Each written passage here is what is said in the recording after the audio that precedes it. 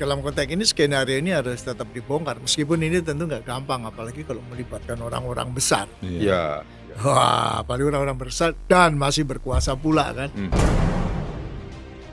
Yang ketidakadilan juga ya. Kaitannya dengan penguasaan absolut terhadap barang bukti digital itu. Iya. Yang hanya dikuasai oleh pihak JPU ya. Karena dia saja yang memiliki, maka dia punya super power untuk mengedit data-data di dalam tabel-tabel dalam database tersebut gitu Bang. Jadi ya inilah permasalahan kita. Pakar dari pihak Jessica Wongso nekat membongkar perekayasaan dalam kasus Jessica Wongso yang diduga dilakukan dari jaksa penuntut umum, penyidik, dan saksi ahli digital forensik dari pihak JPU dalam kasus Jessica Wongso. Di mana penyidik dalam kasus Jessica adalah Krishna Murty, dan yang menjadi saksi ahli digital forensik pihak jaksa adalah Muhammad Nuh, dan Roy Suryo juga ikut mengintimidasi saksi ahli dari pihak Jessica. Pakar dari pihak Jessica ini pun meminta hal penting ini pada Kapolri untuk menindak tegas anak buahnya yang terbukti terlibat merekayasa bukti di kasus Jessica. Apa tidak ada sikap progresif dari Kapolri misalnya? Ini kan sudah sedemikian viralnya misalnya khususnya yang rekayasa video CCTV ini. Bukankah dia misalnya bisa memanggil yang bersangkutan terus memanggil ahli yang independen menguji sendiri kalau memang terbukti rekayasa ya hukum anggotanya gitu. Jadi jangan tunggu laporan-laporan dari masyarakat atau pengacara atau dari korban gitu. Bukankah harusnya dia progresif sehingga kredibilitas dari laboratorium forensik digital mereka juga bisa tervaliditas dan diakui oleh masyarakat. Ini kan kalau dibiarkan bagaimana kredibilitas mereka di kasus-kasus yang lain untuk kasus-kasus depan misalnya. Dikeluarkan misalnya, oh begini, ini hasilnya begini.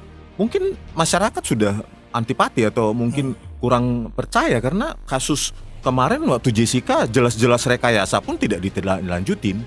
Nah Roy Suryo ini kan ya seperti saya bilang, keilmuannya dari mana yang dia dapatkan itu? Ilmu komunikasi jauh sekali dengan IT atau image processing. Ilmu magister kesehatan UGM itu kan sangat jauh sekali. Kok tiba-tiba secara mendadak dia self-proclaim mengatakan dia itu pakar gitu.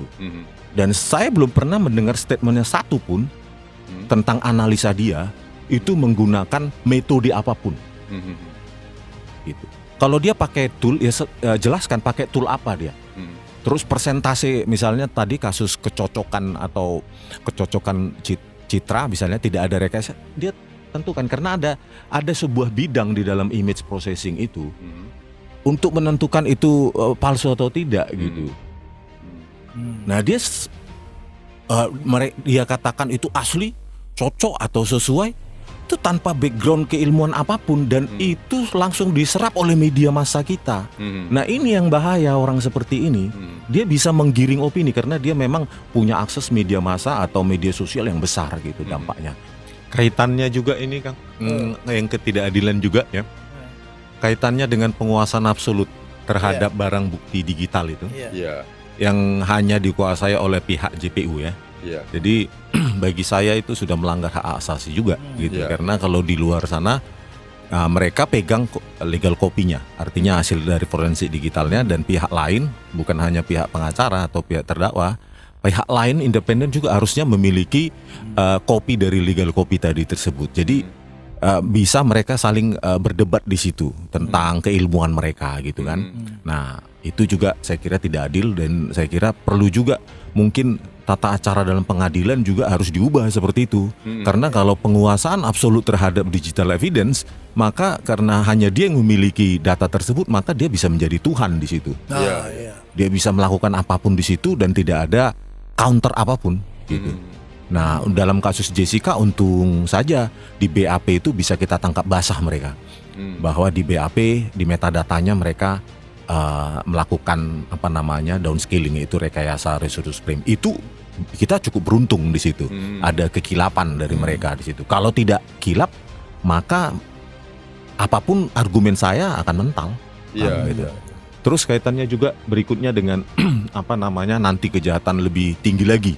Misalnya sekarang sudah ada AI, namanya deepfake gitu kan, deepfake, pakai apa neural network atau pakai apa AI.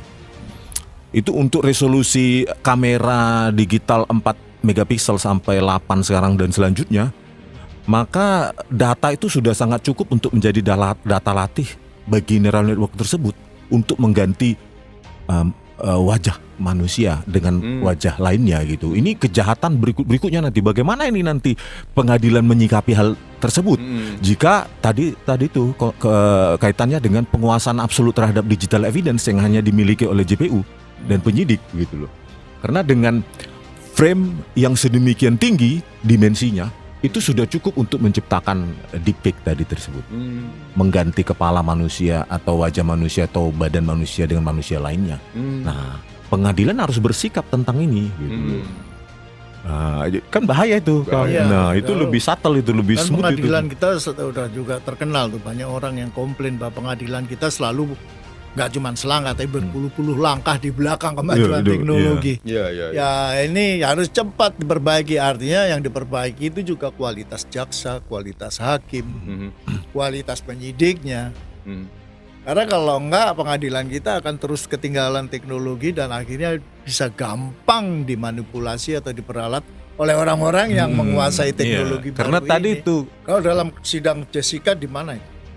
Hal yang seperti Anda ungkapkan itu, ketidakakuratan pendapat seorang ahli sehingga bisa menjebloskan seseorang masuk ke penjara. ya itu Pak yang sering saya ungkapkan juga Ya. pernah di sini bahwa Ya. di BAP itu, di Ya. BAP Muhammad Nuh Al-Azhar dan Christopher Hariman Rianto itu, ya kan seharusnya resolusi frame atau resolusi video itu kan 1920 1080 atau dikenal dengan 1080p, Iya. ya kan. Tetapi di BAP kita temukan metadatanya. Di metadata dari video sudah direkayasa dia menjadi 960 576 atau dikenal dengan 960H. Jadi menciptakan apa namanya objek-objek di dalam citra frame atau citra tersebut menjadi kerdil. Jadi lebih kecil. Contohnya gini Kang, ada sebuah objek ya di dalam frame tersebut, misalnya ini pulpen, itu harusnya direpresentasikan dengan 100 dikali 100 pixel. Maka akibat downscaling dia, objek tersebut menjadi 25, sekitar 25 kali 25 pixel. Nah, ketika objek setelah di downscaling, setelah itu di zooming atau di upscaling dalam bahasa teknisnya, maka dia menjadi pixelated, pixel-pixel gitu kasar, sehingga informasinya menjadi hilang artinya, tidak lengkap lagi informasi tersebut. Misalnya pulpen, harusnya dia jelas pulpen, ketika di downscaling setelah itu di upscaling atau di zooming itu menjadi tidak pulpen lagi. Tidak bisa lagi kita identifikasi dia sebagai pulpen. Nah, itu rekayasa itu Kang. Jadi pengaburan objek-objek itu menciptakanlah narasi-narasi Muhammad Nuh itu yang didengarkan oleh hakim untuk mengambil kesimpulan gitu, Pak. Itu apanya? Bahaya dong kalau hal-hal seperti ini terjadi di pengadilan-pengadilan yang lain. Makanya yang lebih bahaya lagi Mas Gigin, acuan tadi, jadi video yang ada hasil rekayasa itu dijadi acuan oleh hakim untuk meyakinkan dirinya, meyakinkan hakim bahwa Jessica bersalah. Nah, itu yang bahaya sekali. Iya. Makanya jadi ini mungkin aja ibarat puncak gunung es ya. Ya. Jessica itu hanya salah satu aja. Iya, Ya. bisa jadi. Ya, Dan ini yang saya ngeri. ada juga yang konyol ini, Kang. Jadi di sana kan ada analisa warna kopi Ya. dalam gelas dan analisa sedotan. Itu dilakukan oleh saksi ahli Christopher Hariman Rianto. Itu sebelum dia analisa apa itu warna kopi itu dia downscaling juga itu.